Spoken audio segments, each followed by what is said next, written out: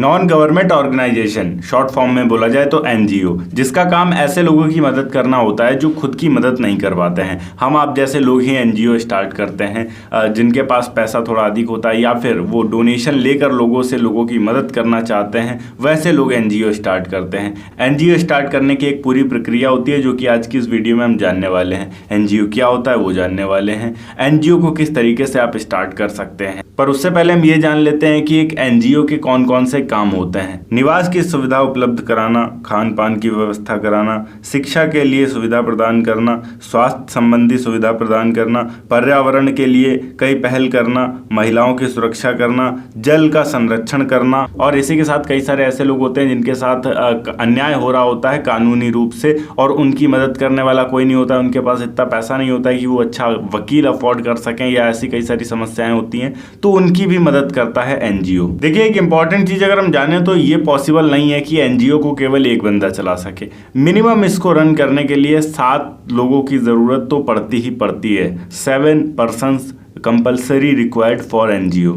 NGO को register करवाने के लिए कुछ इंपॉर्टेंट डॉक्यूमेंट्स की अगर हम बात करें तो नियम और विनियम ज्ञापन, आईडी प्रूफ जिसमें आप वोटर आईडी या फिर आधार कार्ड दे सकते हैं, राष्ट्रपति से शपथ पत्र आपको देना पड़ेगा, ट्रस्ट डीड यानी कि मेमोरेंडम ऑफ एसोसिएशन, एसोसिएशन विनियम के लेख, निवास प्रमाण पत्र और पासपोर्ट देना अनिवार्य होता है। साथ ही आपको एक अलग बैंक अकाउंट भी अपने एनजीओ के लिए ओपन करवाना पड़ेगा। जितना भी डोनेशन आएगा वो उसी बैंक अकाउंट में जाएगा। सबसे पहले तो आपको वो फील्ड चुनना होगा जिसमें आप काम करेंगे, आपका एनजीओ काम करेगा। फील्ड के तौर पर आपको कई सारे ऑप्शंस मिल जाएंगे, जैसे कि आप उन लोगों की मदद करेंगे जो प्रॉपर खाना नहीं खा पाते हैं तो आप उन तक खाना पहुंचाएंगे, या फिर कुछ ऐसे गरीब हैं जिनके पास घर नहीं है तो आप उन्हें घर दिलाएंगे, या स्वास्थ्य संबंधी सेवाएं प्रदान करेंगे, या फिर कानूनी संबंधी जितनी भी कोर्ट कचहरी वाली चीजें होती हैं वो सेवाएं होती हैं वो प्रदान करेंगे, या फिर आपातकालीन स्थिति में आप लोगों की मदद करेंगे, जैसे फ्लूड वगैरह आ जाता है, बाढ़ वगैरह आ जाता है। जैसे अगर हम पंजाब की बात करें तो पंजाब में आज के टाइम में खालसा एआईडी,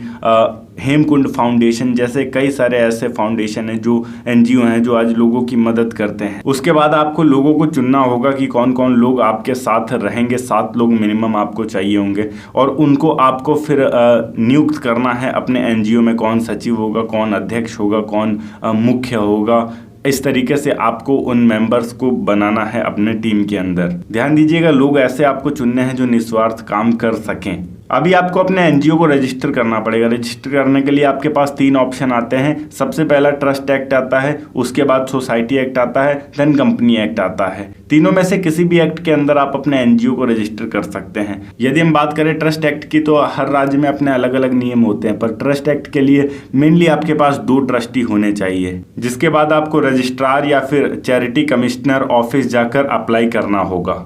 इसमें रजिस्टर कराने के लिए आपके पास डीड डॉक्यूमेंट होना बहुत ज्यादा इंपॉर्टेंट होता है। दूसरा होता है सोसाइटी एक्ट। इस एक्ट के अंदर एनजीओ ट्रस्टी के तौर पर रजिस्टर किया जाता है, जिसके लिए memorandum of association rules and regulation documents की जरूरत पड़ती है, जो कि मस्ट इंपॉर्टेंट है। और तीसरा होता है कंपनी एक्ट। इसके लिए memorandum and article of association and regulation document की आवश्यकता पड़ती है। इस डॉक्यूमेंट को बनाने के लिए किसी भी स्टाम्प की आवश्यकता नहीं होती है, और डॉक्यूमेंट के लिए 3 सदस्यों का होना अनिवार्य होता है। इस तरीके से आप अपने एनजीओ को रजिस्टर कराने के बाद समाज सेवा का काम शुरू कर सकते हैं और लोगों की हेल्प कर सकते हैं।